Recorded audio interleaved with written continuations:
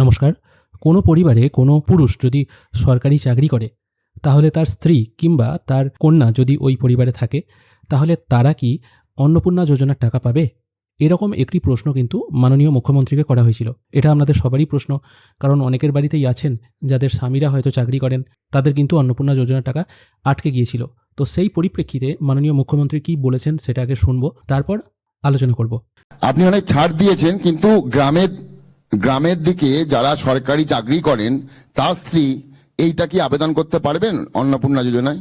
সরকারি চাকরি করেন, সে শিক্ষক হতে পারেন বা পার্মানেন্ট সরকারি কর্মচারীর ক্ষেত্রে তো তার স্ত্রীর কথা বলছি স্কিম নেই স্যার। তার সরকারি কর্মচারীর ক্ষেত্রে তো যে স্থায়ী সরকারি কর্মচারী তিনি পাবেন না, আমি সেটা বলছি না স্যার, মানে তার স্ত্রীকে মানে পাবে কি?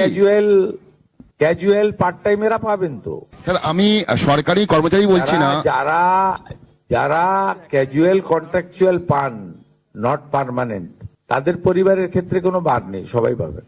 পার্মানেন্ট কোনো আমি ক্যাটাগরির কথা বলবো না। পার্মানেন্ট যিনি করেন, পার্মানেন্ট চাকরি যিনি কেন্দ্র বা রাজ্য সরকারের, তিনি পাবেন না। ওনার ভাই স্ত্রী পেতে পারেন, ওনার বোন পেতে পারেন, কোনো রেস্ট্রিকশন নেই।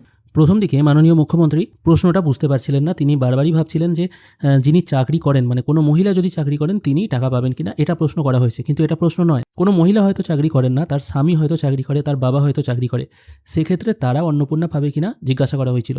সেই প্রসঙ্গে তিনি কিন্তু শেষের দিকে প্রশ্নটা নিশ্চয়ই বুঝতে পেরেছিলেন। তিনি জানিয়েছিলেন কোনো পরিবারে কেউ যদি চাকরি করে, তার পরিবারের অন্য মেম্বারদের অন্নপূর্ণা টাকা পেতে কিন্তু কোনো অসুবিধা নেই। তাই জুলাই মাসে অনেকে কিন্তু টাকা পাননি এইটা মনে করে, বা সেই প্রসঙ্গে একটা নোটিশও বেরিয়েছিল যেখানে বলা হয়েছিল সরকারি চাকরি করলে স্বামীরা বা পরিবারের কেউ, সেই পরিবারে কেউ টাকা পাবে না।